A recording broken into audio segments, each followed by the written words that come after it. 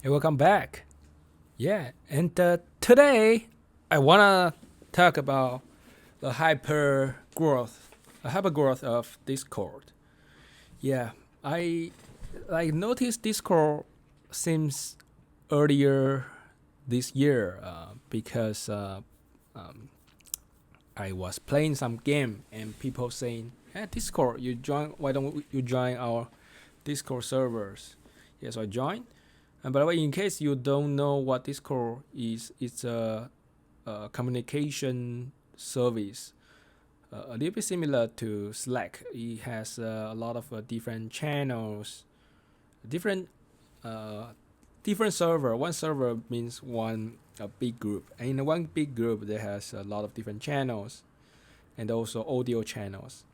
Yeah, so text channels and audio channels. That's very interesting setup.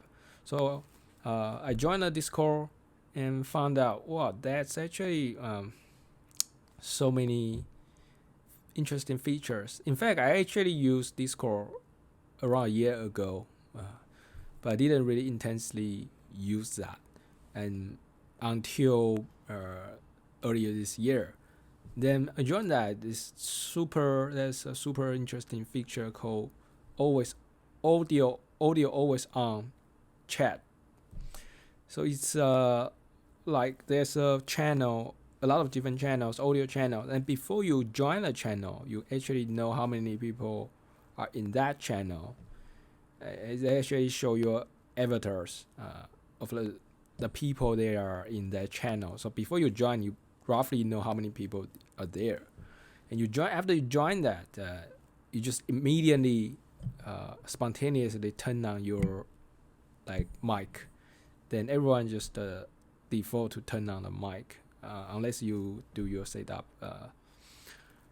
Then it's just like walking into the group of people. You see a group of people are talking, then you just walk into the group and talk. Very natural, very natural.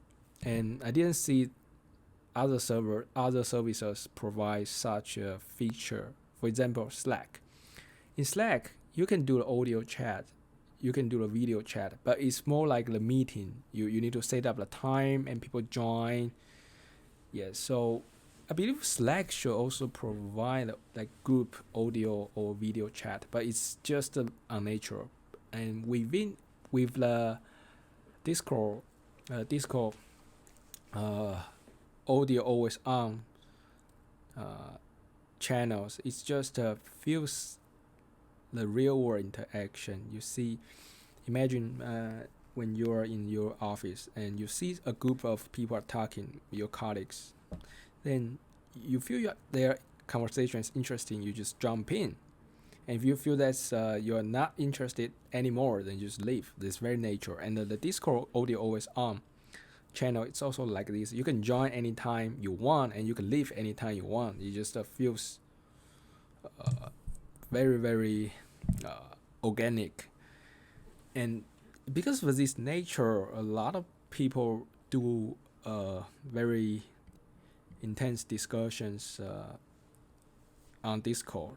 For example, there's some channel discussing anime, and there are uh, there's a server, Discord server discussing anime, and you can see there are over 20, 30 different audio channels, audio chat. Then you just check in and check out to find the kind of the chat room that you are interested in. And yeah, I think that kind of nature really make people stick in, and especially just happen to this year just happened to have a global pandemic, and people stay home and they want to find out some other things to do, and Discord definitely a very uh, interesting way to spend time. And a lot of people also start playing games. And when you're playing games, especially multiplayer games, Discord really help you to communicate with your teammates. So I think because of those the reasons above, really make it grow a lot.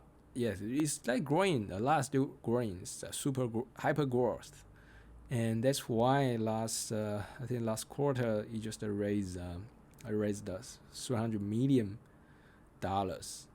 around that time, and the valuation now is at 3 million.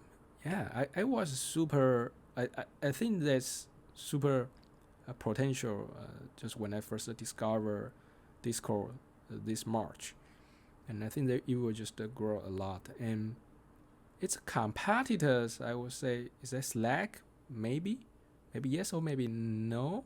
Not really sure, because they are actually targeting very different users. At least originally, a Slack's user is more like companies, yeah, like really serious organizations, and Discord's early target users are mostly gamers. Even now, it's still like stay for the gamers or some casual organization like meetup groups. It's definitely interesting to see how they will compete with each other, because if Discord really want to grow, then it need to expand its user base, and for sure the corporation messaging app Slack users will probably be a target user for Discord in the future or even now.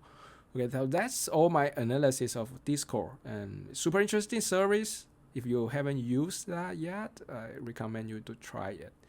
And you can just search the servers that you are interested in. For example, if you are interested in baseball, then you just search baseball servers, and you can just join that. It's just like forum, and a lot of people just discussing there. Just more interactive way of discussing things, and also a lot of like audio chat.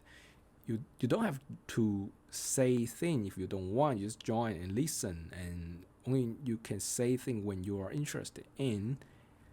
So that's all for today. And if you would like to receive more technology news analysis like this, don't forget to subscribe. And other than that, I will see you next time.